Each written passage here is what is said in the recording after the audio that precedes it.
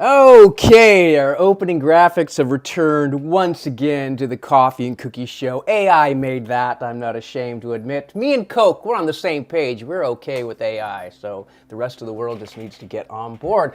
Welcome to the Coffee and Cookies. I'm James. This is Terry. What are we talking about today, Terry? Well, today we are talking about the new Apple TV show Pluribus. I think that's how you pronounce it. Pluribus, Pluribus. like plural, Yeah, it's a new yeah. it's a new show on Apple that's doing really, really well. I watched all 4 episodes, binge watched 3 episodes in one evening, and I think you just started watching it, right, James? Yeah, a couple days ago, I knew that they were going to make a show with Rhea and Vince Gilligan behind the wheel after Breaking Bad. They said, oh, we got something else in the works. So I didn't realize it was this soon. I didn't have Apple TV, so I couldn't watch it. And then when I started, like my last month of Paramount ended. So when Paramount ended, I thought, what's next? Netflix, Hulu?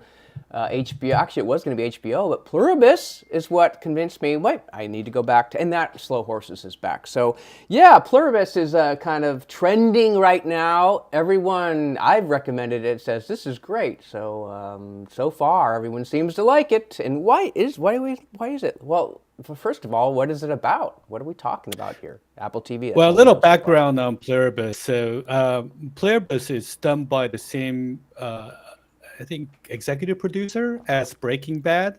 Um, Vince I saw Gilligan. all Yeah. Vince Gilligan. There were 5 seasons of Breaking Bad. How many seasons were there? Either 5 or 6 of Breaking Bad, and then that led to the spin-off Better Call Saul, which kind of overlapped to some degree. I would say about 25% overlap, maybe 20%.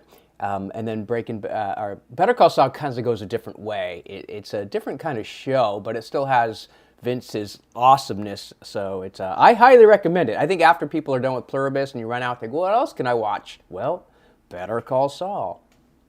Yeah, I haven't seen all of Better Call Saul, but after watching Pluribus, I think I will go back and watch Better Call Saul. So the trailer on this show was hard to understand. Some scientific, there's something taking over, but it's really a study of how one person or group of people reacts to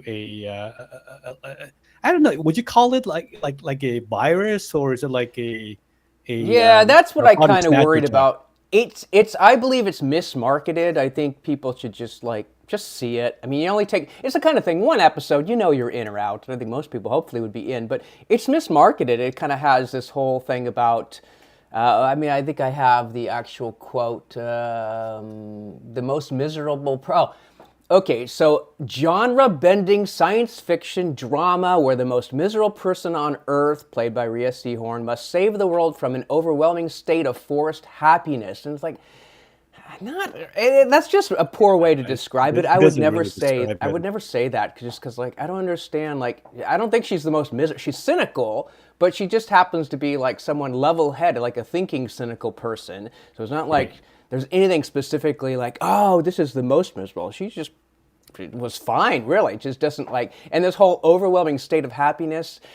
I don't think that's really so. And the virus thing, yeah, I was worried about not another virus show. I think ever since The Walking Dead kind of came along and just said the world is going to be taken over by a virus. They never explained the virus. To my knowledge, it's never been explained. So they didn't even get into that, which bugged me after like season 3. It's like, are you never going to actually deal with it? Oh, no, there's a spinoff. Oh, okay, are you going to deal with it? No. I'm like, oh, okay, forget it. So we kind of got into this thing of like, we accept all these theories with viruses and zombies or whatever, and no explanation. We don't know anything. COVID came along, and so now viruses are kind of big again and more realistic, I suppose. This one, yeah, so really the entire world has been infected by a virus. And I think it overlaps a little bit of what is that show? I didn't see it, but Last of Us. yeah, The it's The Last of Last of Us. Us, where the whole thing about there's this mushroom virus and it can do stuff, and it's supposed to be based on a little bit of reality. Extremely small bit of a virus that can kind of take over the host and make it do what you want, but the virus really has very little control, and here, it has 100% control. The beginning is, I would say, one of the weakest parts is the very beginning, because you just have no idea, wait, what happened with space? There's a number and a code, and they just kind of sum it all up really quickly and say, and then you just have to accept, like, the whole world has this virus now, and it kind of infects everyone. That part was like, okay, whatever. And you don't have to. I just, at the end of the day, it's like, it's fantasy, it's science fiction. You just can't explain everything. So it's like, if you accept that, you're gravy. Yeah, I think the show itself, watching the trailer, I didn't know if I wanted to watch it because it kind of had that The Last of Us vibe. It's kind of like that, the like World War Z zombie apocalypse type of vibe. I didn't know if I want to see it, but after watching the pilot, really the show is nothing like that, and it's a new world that the Vince Gilligan created. So I think it did a good job world building. It's kind of hard to explain exactly what happened, but watching the pilot, spending like 50 minutes, you understand what happened, right? So that's really cool, and we're going to spend the show talking about it. It's trending really, really high right now, and I think everybody who's seen it really enjoy it. I know I do. It's probably one of the best show in the last year or two. And as we're talking about this, it's going to be a lot of spoilers. So if you haven't seen this and you don't want to know what the story's about, go watch the show first and come back and listen, because we're going to kind of go through the show, each episode, and the characters and what happened. Yeah. So this is serialized, so this is the smartest thing. I think really this kind of restarted back during Game of Thrones when they realized people were just binging entire seasons in one night, and that's bad because it's good for the person because like you can get it out of the way. But it's bad because like it doesn't have water cooler talk. People don't go to work and say, "Oh, did you see that last episode?" Because that's what you used to have, before streaming era and DVDs and VHS. You just watch the thing every week, and like Days of Our Lives, say, "Oh, Laura, she shot Carol." Like, "Oh no, did you see that?" Like, don't spoil it, whatever. So, and if you didn't see the episode, I don't know how you would before VCRs. It's like, well, now it's too late. It reruns in 3 years or something. So. They do that with most shows now, like good shows. Apple TV is really good about this, and they just give you an episode a week. If you subscribe month to month, now you got to subscribe to like 2 or 3 months to get all the episodes. So it's just genius marketing, and I think it helps a lot because you get people talking. No one can spoil episode 5 because it's not out yet. So we're gonna talk up to 4. So and we'll let you know when spoilers actually start, so you can stay tuned to this. When does the show? When does the show come on? Is it every Friday night? Every Friday, I think. So technically Thursday at midnight if you're up late. Oh yeah, like I saw it. I think it was Thursday night. Like, oh yeah, cool, another episode. I think they give you. I think it premiered the 7th, so they kind of give you 2 to start out with, get you hooked, and then last Wednesday, and then today. So they're saying they'll give you the name of the episode. I think it's called Got Milk next week. So. The show's so good. Yeah, if the entire season was available, I would have just been through it all in one night. I couldn't wait for the next episode. So it's a great show. It's a great show. Yeah, I think it takes off on the cerebral. We're going to use that word sometimes, but it doesn't always mean, you got to be hoity-toity thinking. You have to think. You don't have to think at all. You don't. And that's the whole premise. Like, everyone gets to stop thinking. But it's Severance kind of started this, like, let's just make shows that are really thought-provoking. And I think that's the best word, because, like, you don't have to think, but it's going to inspire you to think. And you might be the one, I don't want to think, man, just want to watch TV. I need my Marvel comics, explosions and people lifting buildings with their bare hands. Let's jump into some talking points. Let's get into why Pluribus. Well, Pluribus. Yeah, what does it mean? It's out of our, what is it? I looked it on our dollar bill. I guess it's on our coins, and I don't have even a coin. I do not have a coin to look at. I mean, I know there's one in my car, but I was like thinking, I need a coin. I don't have any coins. It's just so crazy how we're, the penny is going. I have one coin, and this does it say it on it? Well, it's Chinese yuan, actually. Okay. So it's not even an American coin. Interestingly enough, that ties into China to some degree. So the U.S., pluribus, e pluribus unum, out of many come one. So we have that on our currency, and we started our whole country with kind of that motto in mind. 13 colonies, and now we are one. which is kind of cool. And then America was thinking, oh, we're going to be like unique and special and show that we're unified, even though we're kind of never been more divided in the history of America, it almost seems like sometimes. But every kind of, like China kind of had all these like little different provinces, and then they kind of became one China at one point. And then Italy had all these little things, and that was pretty recent. Italy became one. So kind of every country does that. It's sort of, and we did too. And even England, if you go back far enough, was all these different little kingdoms. They become one. Well, I think China's the same way. I mean, if you look at China, they are different kingdoms from a few hundred years ago, and you always hear about one king uniting them all. Genghis Khan united China, so it's pretty common. Yeah, so this isn't like unique, but I think everyone, when you finally get around to it, it's like we're going to be united, and it even gets into like NATO and things like that, like compacts. Okay, so they picked that for the show, and this is a good name. I mean, it's a really good name. The only thing I would think is weird is the color, it's like a big yellow thing. It's like that's a weird kind of color choice, but whatever. That was my thing, because these things affect whether you're even going to give it a chance. And when I saw the first advertisement, it's like, I don't know about that. And it was hearing other people talk about it, like, oh, okay, now I will give it a chance, because I needed to subscribe to Apple TV to even give it a chance. That's the only way I could have watched it. And yeah. So I mean, you watch the poster. You watch the poster, which is the main character, the girl. Her name is, what's her name? The actress? The actress Rhea Seehorn. Rhea Seehorn, and she is better known in the TV series Better Call Saul, right? I haven't seen her in anything else, but she is fantastic. Yeah. She's carrying the whole show. I think every single frame has her in it, or like 90% of the show. She's like it's like through her lens. So she carried all the emotional responses to what was happening around her, and there are a plethora of emotions, right? Seldom happiness, because she's quote unquote the most miserable person in the world, but there's a lot of sadness. There's a lot of anger. There's a lot of confusion, wonder. She does a good job of carrying the whole show. Yeah, she definitely made her claim in Better Call Saul, and if it hadn't been for that, I don't think Vince would have cast her. So you kind of wanted someone that's not so much is going to take you out of the show, even though if you watch the series, you kind of think about that a little bit, but not a lot. But she's really, her and the guy that played Saul, I forgot his name. Anyway, Saul. Yeah, Saul. He's a great character too. Yeah, they carry that show, and the main. I wish I knew his name. But it's going to come to me. Bob Odenkirk. So Bob and Rhea carry that other show. They got a great supporting cast by all means, but they together. They were really the show, and it is mainly Saul, of course. The show is Better Call Saul, but there's performances by her. So if you want to see more of her, that's where you got to go. And she got nominated for, I guess, an Emmy, and I don't think she got it. There's just so much competition every year.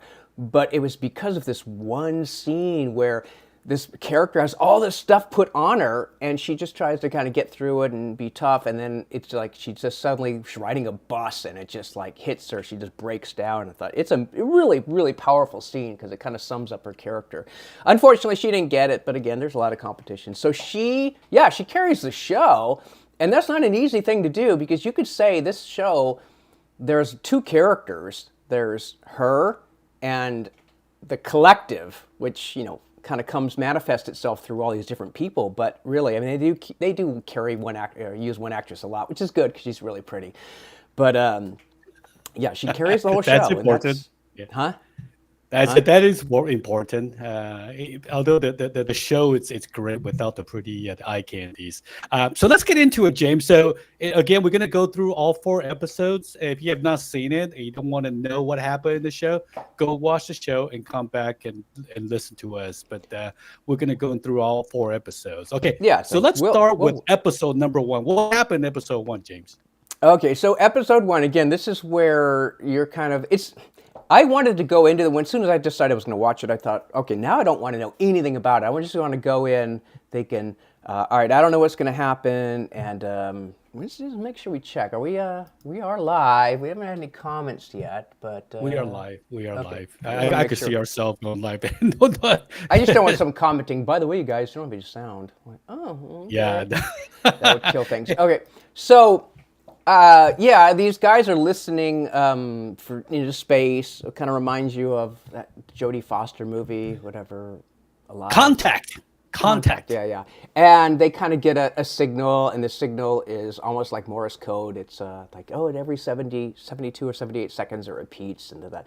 And that is sort of a genome sequence. And like, if you ever got into the research behind the human DNA and genome, it's fascinating that just like a whole very short set of, what are they called? Proteins, I guess. Are they called proteins? I have no idea. Adenine. DNA. Yeah, make up your whole body, and just that combination of them creates, these billions of strands. It's fascinating. But anyway, so they figure out, all right, 4 or 5 in a certain order creates a virus, and that takes over a mind. And when your mind's taken over, I guess kind of like Last of Us, you're controlled, and you want to get other people to take over their mind. And so people kiss each other, any contact. So it has this. It's a virus that. It's not airborne. It has to be physical contact, but it can be done from saliva or whatever. So that's how everyone gets affected. And then they get like mass produced, like have airplanes fly over, which is going to, basically more conspiracy theories. Like, there are actually people that believe, yeah, that trail that airplanes do, that releases a virus and stuff like that. There are people that believe this. Well, it's interesting how it sets up the I guess the hive. That's what we should call it. How they go about spreading the virus. It's not even the virus, but how they spread their the unity, I guess their belonging, collective, through kissing. It's a contrast to the old zombie movies where the zombie would just say, biting you. bite Yeah. another Oh, yeah, person, yeah. You have right? the opposite. Instead of an act of aggression or violence, you have an it's act of love. Yeah. Right. Yeah. I guess there are other ways to spread your fluid, but it's semi-family show, so they just Yeah, it's not a porn. Although if you had the Zodiac character, hey, I'm ready to spread some virus, I'd be like, pick me. Probably will be one of these days. Like, oh yeah, this is the X-rated version, like Pluribus. All right, so there'll be a spoof on the Pluribus, right? Yeah. I think I've seen that show actually. I think I've seen that movie. So this collective is spreading its DNA to everybody. So the first half of the show has this, like the Last Stand. It's got this vibe about the Last of Us vibe, right? Everyone's turning, and this main character Carol, she's wondering what's going on around her, and there's some pretty creepy scene. The scene where they went into the bar and where everyone just kind of stood in one place and started shaking. That was a little scary. That that kind of had the zombie vibe, right? I was creeping out. So the first episode did seem more like a horror movie. That's not how the rest of the episode goes, but that's how it felt in the beginning, right? So there's a lot of world building happening. Like, hey, what's happening around me? Who are these people? Why are they behaving this way? And the collective. Or when they come around, so they shake for a while, they come around, and they are just happy people, right? Smiling, and they're no longer individuals; they're part of this collective. So they all share one mind. Something happened to one person, everybody else in the world who is part of the collective would know what's going on. So that's kind of interesting, and they know everything about the other person's history, right? So Carol. It's one of, we'll find out in episode 2, one of several people who were not affected by this virus. So how that's how the first episode kind of carried on. It's a introduction to the world. Yeah. So and also interesting too. Gives you that. Just another. Huh? Okay. Go ahead. So what's interesting too? There's another character in this show, her partner. So. She has a wife, so they're a lesbian couple, and her wife Helen, who's also her book manager, died during the transformation, and that kind of that relationship carries forward in episode 2, 3, and 4. Yeah, we don't really know why. Like, it sounds like just for whatever genetics, the reasons unexplained, that some people, the very, very few couldn't be converted or didn't get the virus. Other people got the virus but couldn't join the collective hive, and then they die. And then sometimes people die because there's a complication with the virus caused by Carol, which we will find out. So I think it kind of covers episode 1. It's kind of fun. She's a book writer and a successful author, but there's a kind of a flip. Again, I'm hoping you've seen this, but it turns out she actually, the books are kind of tripe, which I kind of thought, man, these sound like those crappy romance novels that are like people listen to, but are really not really respected among academics because they're all trash. And she acknowledged that in episode 1 that hey, do you know me? Should I know you? Yeah, if you like trashy novels, mindless trashy novels, you would know me. So she acknowledges that, right? It shows that she wasn't proud of her work, but it paid the bill. And I think even implied in episode 1 that she was a Pulitzer Prize winner. I don't know if that was being sarcastic. I didn't get that. Yeah, there was something, maybe in episode 1, it talked about her being a Pulitzer Prize winner. I'm like, can you get a Pulitzer Prize from writing trashy novel? But maybe she got it from a good book at one point. Yeah, I don't know. I must have missed that. It's funny because this one I don't like subtitles when I could avoid it. This one's borderline. It's like maybe I need the subtitles because there are a lot of important things to mention, especially the beginning. Because I think I missed a lot of them saying the radio broadcast, whatever. Like I don't know, but you don't have to know. All right, episode I guess 2. So hopefully the cliffhanger on 1. We kind of are so a lot of it takes place in the first day. In fact, there's a time counter, and you got to be careful because sometimes you're watching it and it's like, no, this is like before. Counting forward, not backwards. Yeah, you got to look at the seconds and like, are we going backwards or forwards? Because it's like T minus and then it's post. It's all pre and post, BC, AD type stuff. All right, episode 2. We get a new character. Is her name Sosia? Your favorite character. Yeah. Sosia, your favorite character. I thought she was from. I could have sworn she was in Breaking Bad. Better Call Saul or Breaking Bad, but I didn't see that on her bio. So she's a Polish actress, and she's actually weird thing. She's 5'9", and Rhea I think is 5'5" or 4, but you don't see that height difference. It's a Hollywood thing, but it's like she should. Oh wow, Zosha's 5'9". She doesn't look 5'9". I know. It's like they definitely do not make her look. Because often, if everyone's tall, it's like watching basketball. It's like no one looks tall until you're out there. Okay, so we get introduced to her, and it turns out the Hive used her physical body, because she looked like a character that Bria's character. We should get her name. What is her name? Carol. That Carol like wrote about and kind of like idealized. Fantasized about, yeah. Yeah, so she picked her. It's like, okay, here's someone, because the Hive, when they talk to you, they just take over, almost like take over people. Like, okay, so they're now the president's assistant's talking or someone else is talking. So it's always, again, I say there's mainly 2 characters. There's Carol and the Hive, and every time played by different actors, but it's always the same character. Yeah, the character. So in Zosha, I think that's her name. That's how you pronounce it. So in the beginning of episode 2, you see this, like, no monologue for about 10 minutes. No words spoken for about 10 minutes. And this person who is in, I believe, Monaco, and she's like picking up bodies. This is a post-transformation, right? So people who died, and you just see this character kind of scruffy and out in the country, and she just made her way to an airport, and she gets in this transport airplane and start flying it. You kind of go, wow, how does she know how to fly a plane? So she fly this big 4-engine transport like a plane. 747, yeah. No, it's not a 747. It's a transport plane. It's got propellers.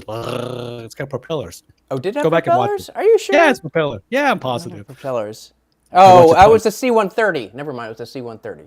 Yeah, C-130. Often used for military transport, yeah. Yeah, so she flew from Morocco all the way to Tucson, all the way to Tucson. Hey, shout out to Tucson. Albuquerque, kind of same thing.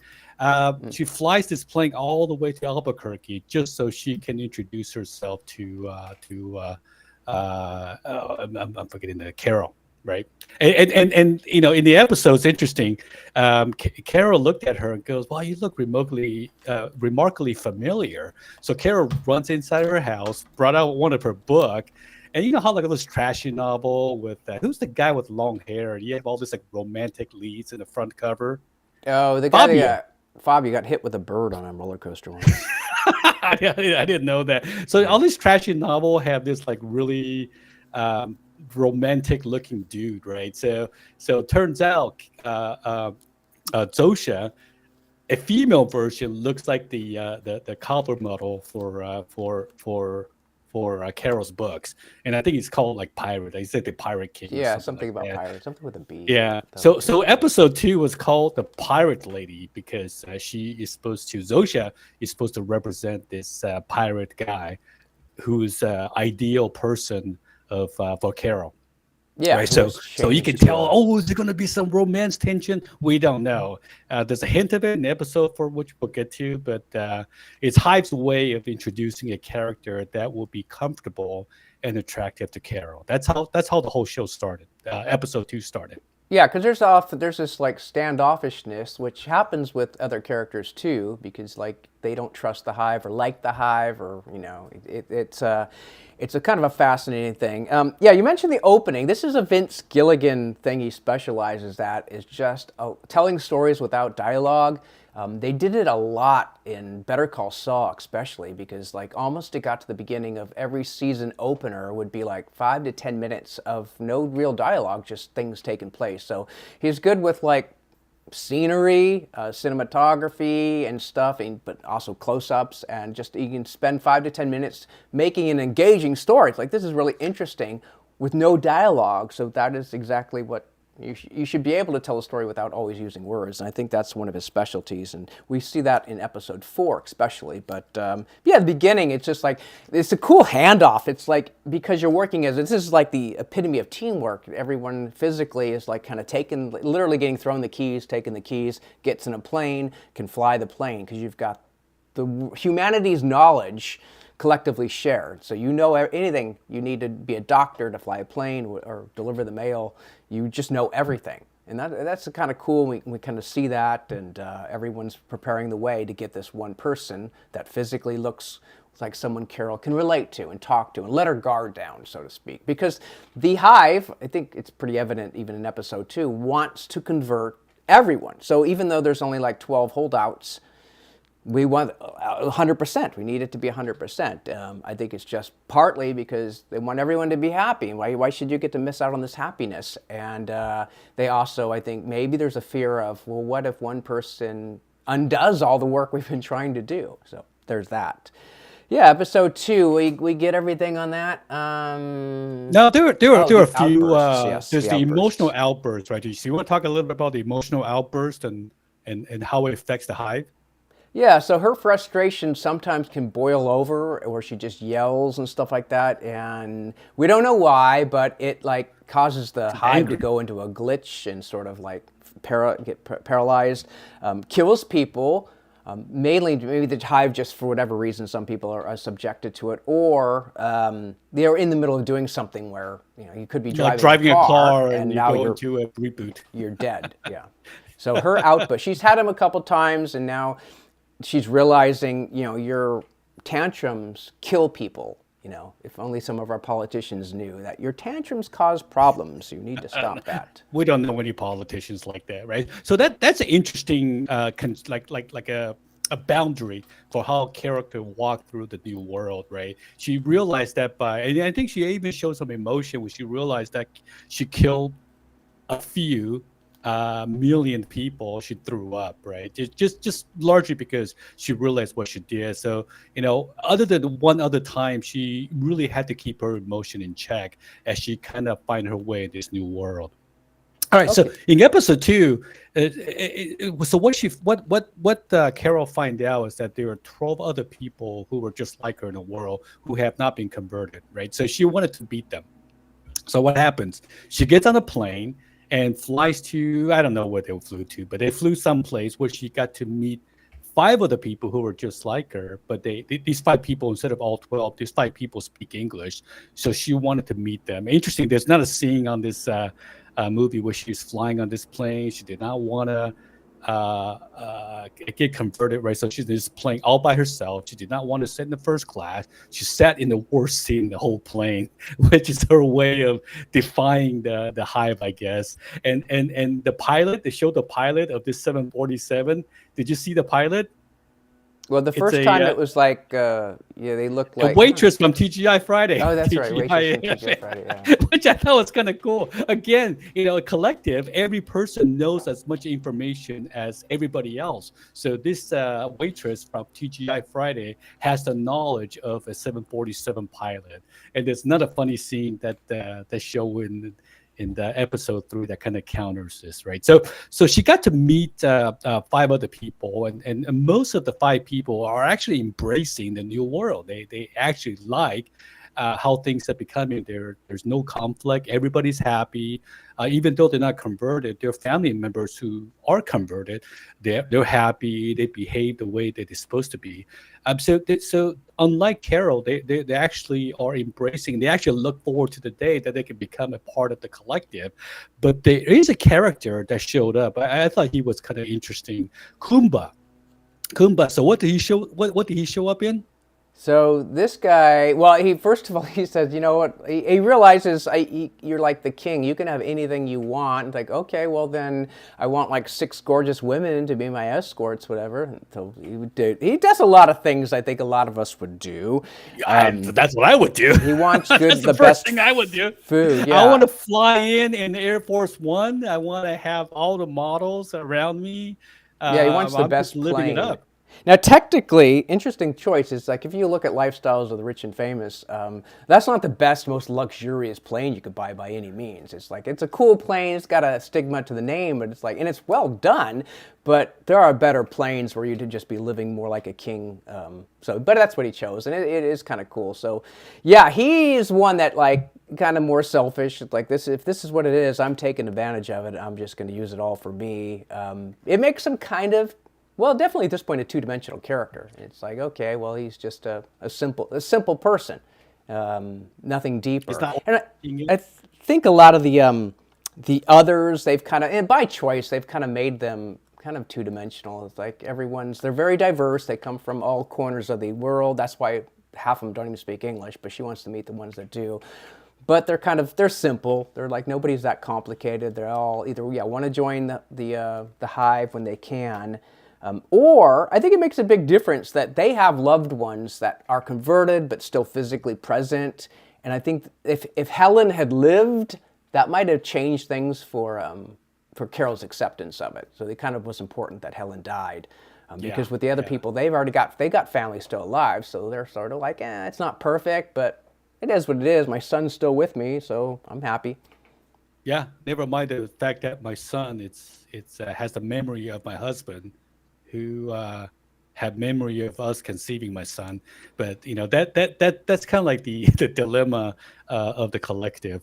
So Kumba is living this great life, and I thought the show did a good job of demonstrating how different people would react to this event. Right, Carol's one way of reacting to this horrible event, or seemingly tragic event, but Kumba is also looking at it and say, hey, this is great. I get to do all the things I ever wanted, and he's happy. And all the other members, for their own reasons, are also happy with the event. So Carol feels left out, right? She feels isolated again, despite the fact that she was able to reconnect with 5 people in the world who were not converted. So at the end of the show, where Kumba started to find fondness of Zosha. Zosha is this pirate lady, because she's really pretty, right? So Kumba says, hey, why don't you come with me to Vegas, accompanying me to Vegas on Air Force One.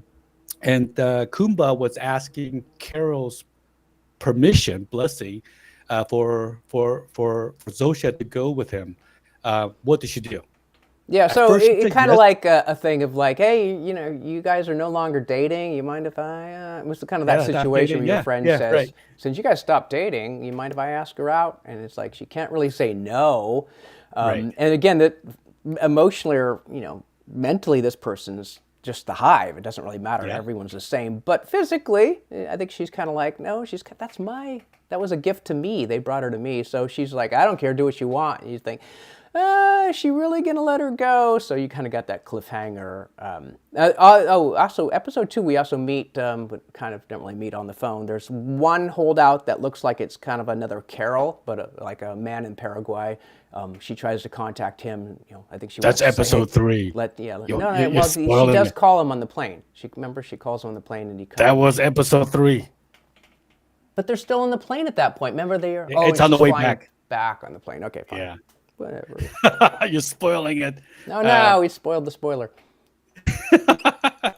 Yeah. So at the end, Carol, the last scene of the movie is that Carol running in front of the Air Force One and say, "Stop! I want Zosha back." And Zosha kind of gave Carol a glance before she went on the Air Force One to go to Vegas with Kumba. So it begs the question, even though even Zosha as a collective, does she think on her own, right? Meaning that does she want to be with Carol, right? So you kind of have this weird dynamic, weird chemistry between Zosha and Carol, and maybe this is Hive's way of manipulating Carol. Who knows? But that was a nice, interesting cliffhanger. So that concludes episode number 2. Episode number 3, James. So what happened? All right, so now we're going to get to, she wants to connect with the one holdout, speaks English, although it turns out she speaks No, he does Spanish. not speak English. Yeah, Spanish. Oh, I thought they said, why did she contact him? Because he's the holdout because he has not, because the collective did not recognize that he was available for like 48 hours because he was complete shut-in. He didn't want to interact with anybody, and Carol wanted to know more about him, right?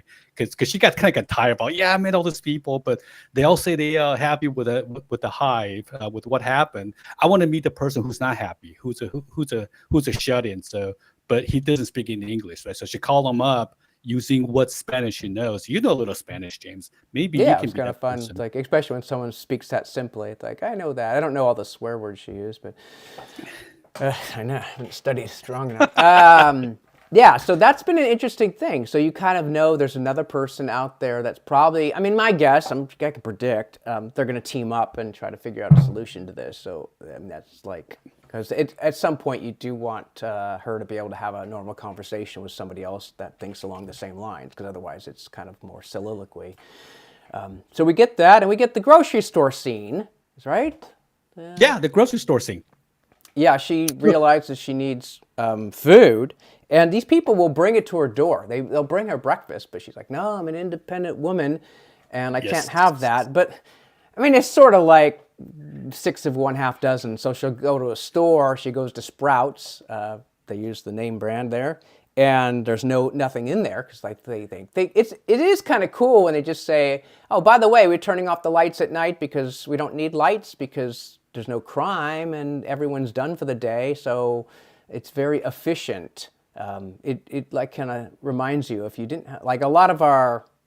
We do a lot of technology to solve problems that we don't have to have, and I guess that's kind of if everyone thinks the same way, right? Feels the same way, reacts the same way, no crimes, there's no need for excess. So interestingly, the whole grocery store thing I thought was pretty interesting because Carol kind of prides herself I don't need anybody, I'm independent, I can do everything myself.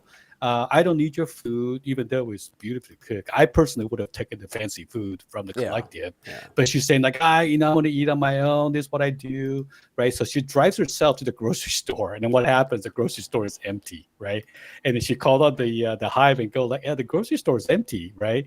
So the Hive says, well, we don't stock the grocery store because we don't want things to spoil, but for you, we'll restock again, right? So it shows all these trucks pulling up, all these people coming to the grocery store so they can restock the shelves on the grocery store. So as independent as Carol thinks she is, what she didn't realize is that there is an infrastructure that she has to rely on so that she could be quote unquote be independent. There are people who are picking the lettuce, and so maybe there's a little bit of political commentary. There are people who are doing the work behind the scenes so we can live our independent lives. So we do rely on other people, even though we're cooking our own meals and driving ourselves to the grocery store. So I thought that was a pretty interesting way of depicting, as independent as we think we are, we do rely on others for our day-to-day survival.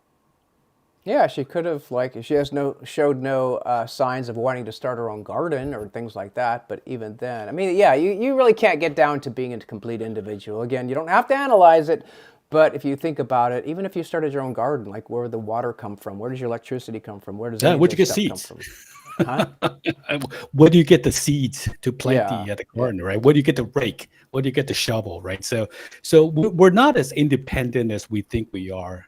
So that's an example of despite Carol's strong mindset about wanting to be independent, she's really never truly independent. All right, so that brings up the next scene. So Carol's getting pretty lonely at this point, and she asks Zosha to come over. And then they offer a drink. But there was one scene prior to that. Carol got angry at something. I forgot what she was angry about. And she made a comment in passing, like, "Oh, I'm so angry right now." And the hive was asking, like, "What can we do for you?" And Carol says, in passing, "We all do this, right? Nothing a grenade couldn't solve." Right? Do you have a grenade? Could you bring me a Yeah. grenade? Right? So Zosha, comes over, hands Carol a grenade, and then Carol invites her to come in for drinks, and they were having conversations. Then what happens next? She just gets a little emotional, and she ends up pulling the pin on the grenade, and well, it goes well. Yeah, I mean, Zosha realizes you've just killed us all, so she grabs the grenade, throws it out the window, explodes in Hollywood fashion. Real grenades don't look like that when they explode, but. And then she jumps on the body to protect Carol. So they want to keep Carol alive, and really well, the hive does care about everybody. They want to keep every single human alive, even though Yeah. it doesn't really matter. So does it end there? I don't remember if it No, it actually. did not end there. So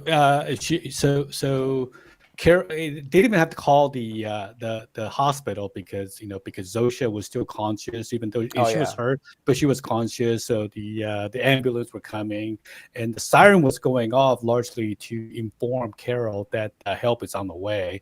So Zosha goes to the hospital. She's injured at this point. Carol feels really bad, so Carol visits her at the hospital.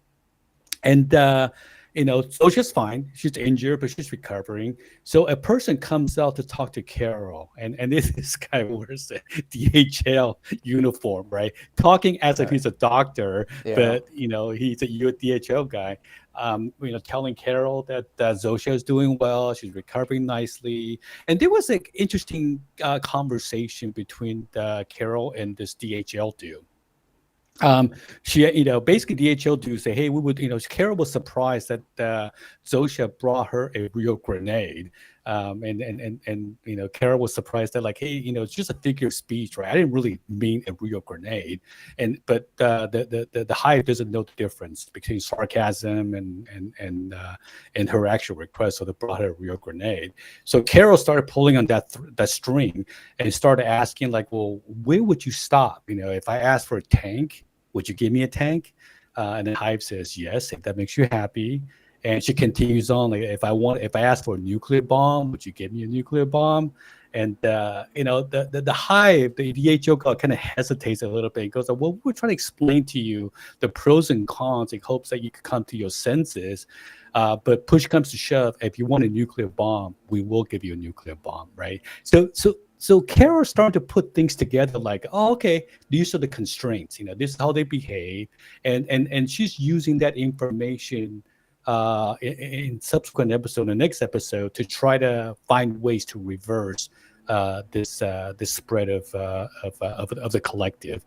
So that's where episode 3 ends. Just reveals more about how the hive behaves and how they think, how they treat Carol, and how they treat the world. Yeah, it's a good. I mean, they're all good episodes, but we get a lot more plot development with the character. Try to understand. There's things we don't not going to know because it's science fiction. It's almost like fantasy to some level. But yeah, how does they have the collective knowledge of every single human on Earth and not know the difference between sarcasm and really? I mean, that's sort of like. But maybe that's a virus thing. Maybe you could explain it away. And even how this thing talks to each other. And you don't have to know that, but it is like, well, how do they telepathy? But you could. It would have been fun if maybe they I don't know, don't want to get too far deep in the weeds, but it's like we do have sort of communication between things that are physically separated. What is it called? Quantum entanglement. How like one atom, like you split an atom, one thing can like spin it the other direction. I think the idea, I'm misrepresenting, but like if you had split an atom and you had started spinning one the opposite direction, the other one, no matter where it was, anywhere in the universe would spin too. So they are still connected, even though physically they're billions of miles apart. And a more less scientifically, we always hear stories about twins, like, oh yeah, I hurt my finger. Remember those commercials? Yeah, I cut my finger here, and my twin in Nebraska says, ouch, whatever. But I think those are more they're more not so much that. I think, yeah, that's the time it was a coincidence and you ignored the 99 times where you cut your finger and your twin didn't say ouch. So it's like, there's stuff like that. So they could have like explored that more, but at some point you got to decide what story you want to tell. And I think it's not supposed to be the scientific explanations behind how people can telepathy or whatever. And who knows? I mean, there might be things we don't understand. Well, we could talk a little bit more about the metaphor of hives to our modern day. It's like a foreseeing of AI and social networking with the internet connecting all of us. But we'll get to that in a second. Okay, let's talk about episode 4. So episode 4 starts with this Paraguay dude, angry isolationist. His name is Manosos. I didn't even catch up on that because he didn't talk, so I don't know how we got his name. Yeah. So his name is Manosos. He's paranoid, so he kept himself away from the people in general. I mean, he had like tapes on the window. When this whole thing happened, he just completely separated himself from the population. Interestingly, he doesn't want anything to do with the hive. So he's like Carol at first, but Carol finally did accept, a phone call, and she started talking to them. So she's more willing to use it, learn what she can from them to try to change it. And he's just like scared at this point, isolated. So we do get a long opening scene with him and understanding, and a kind of back in time to where Carol first contacted him. You get to hear the other side. It's fun storytelling. You hear the other side of that phone call. Yeah. So I think his character. I mean, we don't know what's going to happen in episode 5, 6, 7, and 8, right? But I think it's going to be a second half to Carol. It'll be interesting to see. We can speculate on what will happen here. But interestingly, so this guy is not really, even though he's an isolationist, he's not really a prepper because he didn't pack any food, right? So he didn't have a lot of food. So he's eating dog food at the end of his scene, right? That was a little gross. I gotta say, if I'm being honest, my stomach kind of turned when he was eating. I'm sure the actor is not really eating dog food, but he's not that method. Interesting. Yeah, you know what I didn't think about until you mentioned, it's like the dog food. It's like, where are the pets? I don't know if we've seen any. Like, what do they have a thing, or who's taking care? I imagine the hive would take care of them, but they haven't dealt with any pets. I don't think Carol and Helen had pets, but there was I don't know if you missed it or not. I don't know if in episode 1 or 2 where the hive talked about zoos. Containing wild animals in a zoo. Oh, they let the zoo animals go. Yeah. Yeah, and they kill a bunch of people as a result, right? Oh, So there's all this consequences that the collective is not aware. So things were not fully planned out, right? So it's a good exploration of when things are so idealistic, is it harmful or is it good across the board? Okay, so after a long scene with this dude, I think he's very interesting. The character is very interesting. So Carol comes back from the hospital, and a bunch of people are cleaning up her house from the grenade that went off the night before. And she had this long conversation with an actor named Jeff Miller. If you've seen Somebody Somewhere, he's a interesting character in that show too. And I think the character's name is Steve. Did you notice, I read this someplace where when the collective talk, especially in the case of Steve, the way Steve talks, it's very much like a chatbot, right? Nothing's ever bad. It's always, oh, I understand. These things happen. It's always very positive spin. So the way he, I think it's a kind of foreshadowing on how interacting with the hive, with the collective, it's like interacting with a chatbot, right? It's almost something fake about it. It's happy, it's encouraging, it's very validating, but it seems not authentic. Like not talking to another person, and that's the vibe that I got during the whole conversation between Carol and the Steve. Well, I guess the Jeff's character Steve. What do you Yeah. think? Well, I mean, remember the client. I mean, they market it like the hive is happiness. So, is it happy by choice? Like the hive's, kind of destiny or purpose, or kind of your MO to be happy, or is it just because if you take away conflict, all that's left is happiness? Because there's no more crime, there's no issues. And it's like, well, so removal of conflict leaves someone to be happy. But I don't know, because Carol, really, she didn't have the conflict. I mean, she had conflict, I suppose, but she didn't have the conflict of like needing to worry about her money and dinner or whatever. I mean, it's kind of self-imposed conflict. Like you worry about your novel selling a lot, like yeah. But so I don't know what the hive's real purpose or goal is. It's to be happy, but they want her to be happy too.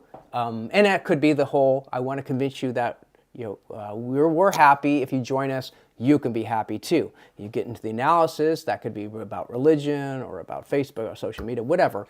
But we'll get to that. But yeah, so he's like doesn't want to say her book sucks. She knows it, but she can't get them to say it. And that's kind of dealing with authenticity with people. Like, man, just tell me the truth. It's like, does my haircut look good or bad? Or do you like the dress I bought? Does it look good or bad? You can't get real answers from people, and sometimes you wish they would. But other Yeah. times they think for your happiness, it's best we don't tell you that nobody likes you. Yeah, as a test, I just sent something onto the chat bot, trying to emulate what this character was doing. I upload something to chat bot, which is like pretty inflammatory, like a bad paragraph, bad spelling, bad grammar, right? And I asked chat bot to say, hey, what do you think of my writing, right? And what this chat bot said, it sounds a lot like Jeff, right? Well, it's not. I hear all the positives. I like that you're trying, but there are a couple things that you could do to make it better, right? And like, well, no, I just uploaded a horrible, horrible paragraph. Give me the truth, right? The truth is, hey, this really sucks. Yeah. There's nothing redeeming about this. But the collective tends to want to find the positive with one or two footnotes on area to improve. So the way Steve talks, it reminds me of what a chop. Maybe that's what the show is trying to do. Well, I mean, Okay. ChatGPT does that too. It's like they're almost always a positive answer. It's like, yes, Oh yeah, although, or yeah, yes, but it'll try to make sure it's, because they want you yeah, to be happy using it. I mean, otherwise you'd that's stop right. using it. So if they make it the most positive experience, you'll kind of keep using, especially with the competition. You don't want Google's like Gemini, not being as happy as if you're using OpenAI. It's like, oh, no. So they're all kind of the same. They all kind of tell you what you want to hear, Yeah. for better or for Which is worse. what the hive is doing, right? Okay, so the next scene, which I thought was pretty cool. So Carol had an idea of using a truth serum uh, on on Zosha, right? But first, she wants to test it on herself, right? So there's a scene where she's laying in front of a camera, videotaping herself, and then she injects herself with the truth serum, and then she wakes up hours later, not remembering what happened. And then replay the video of herself while she's high on the truth serum. Watching this scene, I thought to myself, "Hey, I want to try the truth serum. I wonder what I would say." A lot of this is still, this whole sodium thing is a kind of a thing that pops up in Hollywood fiction from time to Is time. it a myth?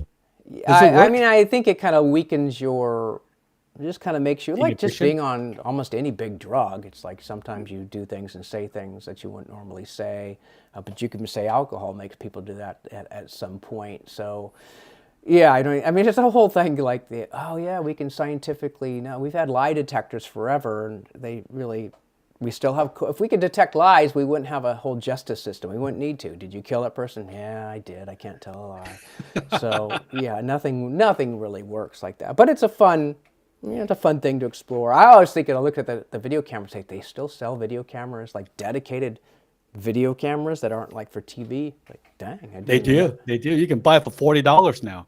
Hey, it's not a tape anymore. It's a Oh memory yeah, I card, know right? it was even Solid. a SD card. Yeah, Yeah, that yeah, yeah. micro But SD there card. was a fun scene. So Carol's watching herself, speaking the truth, right? Doing all these crazy things. And Carol's like, wow, I said that. I did this. It's a very fun scene. And there was a little section where Carol was talking about um, Zosha. It's like, yeah, this person, she's always happy. That so annoying. Always trying to be helpful, and and then the funny thing is like, so remind you that Carol it's a lesbian, and she lost her horribly to her wife to the transformation. And she made a comment about Zosha. Why she had to be so affable. I thought that Yeah. was really funny. That's the truth, huh? Yeah, so I mean, this is what a lot of viewers probably think about the actress. Yeah, so and it kind of brings up. I mean, when you get into the analysis, it's like, okay, I imagine they're foreshadowing something there, and that could lead to some conflict. What if she has? I mean, I'm just speculating. What if she has this sort of either relationship or some sort of personal connection to Zosha, and like undoing the virus is going to erase that now. It's like, well, now she has a conflict. Like, well, what am I going to do? I mean, it's kind of probably be easy. Save 7 billion people for your own happiness. Yeah, you probably should save 7 billion people. But it gets into things where, we have things about like, well, would you sacrifice your own family member to save like a city of people? Like, well, I don't know if I do that. I mean, yeah, I It depends on which appreciate city. Detroit. Detroit, Detroit. I New don't Orleans. know. My family's important to me. I think we'll be fine without Detroit. Yeah, we've got other cities. So we get into she tries this truth serum on Sosha because they go, if they can get her, like, the hive part of her mind knocked out, maybe we can get to what's underneath, and that might be someone that could help me. So a really cool, intense scene, fun scene. And we also get her kind of putting Sosha in jeopardy a second time because the grenade was the first time. So it seems like she's always like getting Sosha almost killed. And actually, I think we end on a cliffhanger. I don't think we know what happens to Sosha. Well, it says the doctor came out and say, "Oh, Sosha's dying," right? But I did look at IMDb, and Sosha is in all 8 episodes. No, So I I don't don't think spoil he's it. dead. Yeah. I was thinking the same thing, like, "Oh no, they're gonna kill Sosha." Well, I don't think they would get rid of. I mean, you have to look at it from sort of a marketing perspective. You don't want to get rid of your. It's like you can't. Like, I don't think they even bother with, like, we can't put what's her name, Carol, in jeopardy, because you kind of know it's like Superman. You kind of know Superman's never going to actually die, or if he does, he's coming back to life. Or even Lex Luthor. He's like, there's no sort of There's no conflict. world if the main character would die. Well, this is Yeah, not yeah. Game of Thrones. Yeah, it's not like Game of Thrones. Although at some point Game of Thrones, you knew it would, like, Tyrion, Cersei. There's like about 3. Daenerys. They're probably never going to die until the very end. It's usually the last season where you can start losing some key people. It's So kind of like 80s horror movie where it's like, she's gonna die, he's gonna die. yeah, You just know from the first scene that that person's expendable. Just the way it's so predictable. Okay, so we went through all 4 episodes. I think there are 8 episodes in total, right? And I think the second season's already greenlit. So I guess season 1 has to end on a cliffhanger, which is unfortunate, but it gives me give us something to be excited about. So what do you think is going to happen in the next 4 episodes? well, I think we're going to have to meet. She's going to have a meeting with the Paraguay dude. That's kind of important. Something more. I just don't know what together. Here's some dog food. Yeah, so the hive, this last episode kind of suggested that the hive has taken over everyone's mind, but the real person might be below the surface. It's just kind of like in a coma type thing. Because if not, they talk about, like, there is no identity. Like, to Carol, everyone is basically dead right now. They think, join us. But then you don't exist at all. You might as well be in a coma, unless we learn that the people were, like, watching things. So it's like, in the movie, someone gets paralyzed and all they can do is, like, listen and observe, but they can't do anything.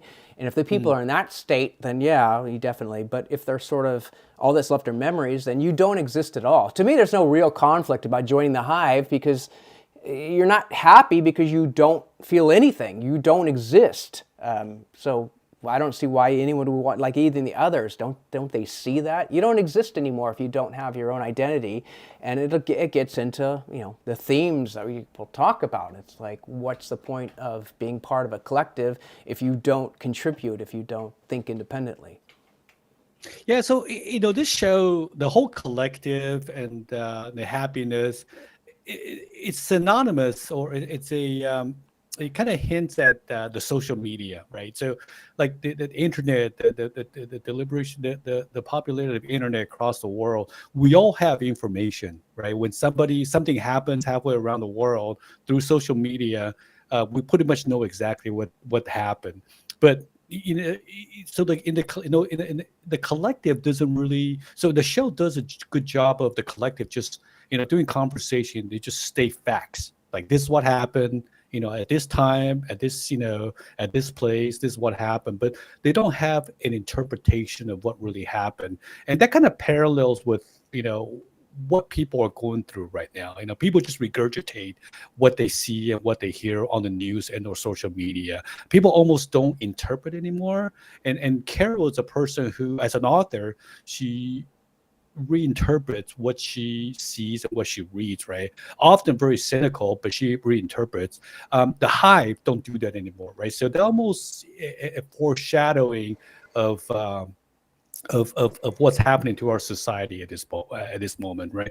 We are relying on this connected internet to interpret what's going on around the world, and many people don't really have an opinion. They just regurgitate information, which is what the Hive is doing. So I wonder if it's just Vince Gilligan's way of exploring through science fiction, what he's observing in our society. I don't know what's going to happen in the next 4 episodes. I think, the first 4 episodes has taken us on a pretty wild ride. A lot of unexpected. It's not a show working. So, I know what's going to happen next, right? This is not that show. So I don't know what's going to happen. Carol could save the world. Don't know. The Hive could turn on their own. Don't know. Maybe Carol would challenge the individual, in this case, Sasha, to think as a individual rather than be a part of the collective. Don't know. But I'm looking forward to seeing what the author has. I hope it's not going to be like what's that show, Lost? Right, it sets up a great narrative, but in the end, the explanation just like, wow, okay, they didn't go It's all a anywhere. dream or something, and Yeah, that we I hope kind of it's not gonna got. be like that. It shouldn't. There's a lot of stuff I liked about Lost. There's a kind of a thing in writing. They say, if you write a good beginning and a good ending, the audience will forgive you about everything in between. It's like, not Yeah. always. Sometimes these cliches. It's like there's no such thing as bad publicity. You know what? Kevin Spacey would probably disagree with you. Like Yeah. this, like how he. I just read he says he's broke, lost his house, and. It's funny, the other person but she didn't have bad. Erin Moriarty, I guess, was living in a trailer park. Even lost that before she died. I think she died.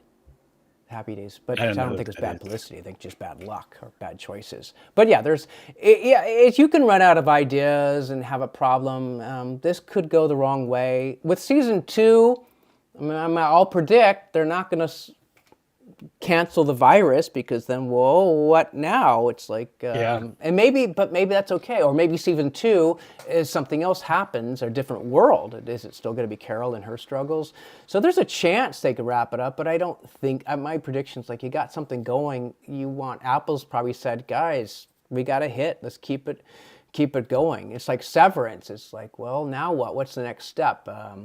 Because like the main conflict, AI or whatever, however you want to analyze this, that's never going to go away. It's always going to be that conflict. But this particular story, I just don't want it like Walking Dead, where you just never actually deal with it. And Walking Dead has cool stuff to explore. The whole sometimes it's not the zombies that are the enemy, it's human nature and how people are selfish and will take advantage of a bad situation. So this is kind of the opposite of that.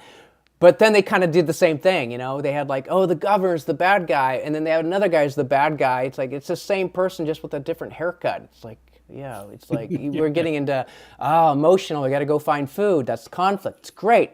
Another one, we got to go find sandwiches. Yeah, well, last week it was hamburgers. It's like all you did was change the thing, and it's still kind of technically a sandwich. So I don't want to get into that, but I don't know. I mean, I think they have a lot of different things they can do with this, but they have started out well. I think we got some infographics that brought up some cool stuff. We talked about most of it, but is there anything? Genre, sci-fi, black comedy, score and streaming. This is actually AI, Google AI, so I haven't fact checked. You're plugging Google AI. We could have Carol. Okay, immune to the virus. A mission: navigate a terrifyingly kind world, reverse the utopia. And that kind of brings up, it's like, man, if everything's good, why do you have to spoil it? Everyone's like going to a party and say, everyone's taking cocaine and saying, hey, man, that's not good. Like, why? We're happy. Don't spoil it. This is, what was that line? Shut your trap.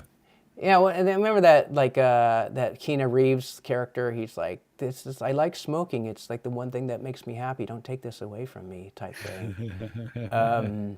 So We As Us, Pirate Lady, Grenade, Please Carol. Oh yeah, the end, Please Carol. They're all trying to convince her. That was kind of cool way to use the title. And then, okay. So yeah, it's a cool infographic. Like, it doesn't really, Breaking Bad Nod. I don't know what that means. Oh yeah, Albuquerque, New Mexico. That's interesting that they keep picking Albuquerque. I think he likes to shoot there. Maybe Vince has a home there now or something like that. But they shot. Have you been there?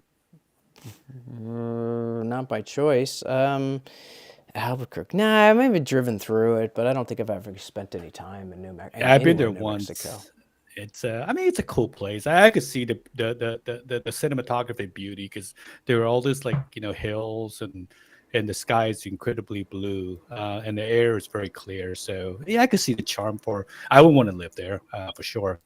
Yeah, I think it's cheap to shoot there. It's like you can do a lot there. It's very welcoming. It's like they're a lot of states are like, even Georgia for a while, they were trying to get Hollywood, hey, come shoot in our state. Like New York has probably second to California, but they're always saying, come shoot in our state, tax breaks, and a lot of people that work. But you also have to think, how do we, like extras, background workers, you really can't fly them in from other states. You have to use the people that live in your state. Your leads, no, but you could bring them in, but you're... Yeah, actors. Vancouver, Atlanta. Okay, so let's wrap this up. So 4 episodes in, we have 4 more episodes. The next one comes out on Friday. Fun fact, each episode costs $14 million to make. So all 4 episodes, over $100 million. I read that someplace, which is, high production value. I could see it. Wow. It almost plays out like a movie. So if you haven't seen it, go see it. I highly recommend it. It's probably one of... Yeah, I think the last good show, as good as this, is probably Shogun, and I actually think this one's even better. So great show. I hope the next 4 episodes doesn't disappoint. It should be good. So leave a comment if you would like us to review the next 4 episodes as they come out, or if you don't, let us know. We can talk about something else. Anything. Yeah, I know. Like I looked at the comments of not comment, I don't get comments, but likes and stuff like that. It's like, I'm hitting 50%. So it's like, because they don't show you, YouTube doesn't show dislikes anymore. It's like, we don't keep it positive. But It's like, you see you got likes and it's like, oh yeah, 50% likes. Yeah, that also means 50% are dislikes. So it's like, if you're smart, you can figure out, the math. I know Pablo was 50%. And then I think the other one was like more 70%, but, some of them were like 80%, but really. Well, let's keep doing the 80% ones. Yeah. All right. Any last words, James? No. Yeah, leave comments of ideas and smash that like button. Positive. Yeah, like Make and sure subscribe. And then tune in for the next one. All right, that's it. Hey, we have not. One last thing. So we're now at 12,500 subscribers. We have not done a 10,000 subscriber special edition, so we should think about that. Maybe we'll do it in Vietnam. Yeah. Maybe that will be 20,000. Yeah, celebrate 100,000. Well, we'll have guests pretty soon. Startup is actually getting much better. I think next startup might be like smooth, problem free.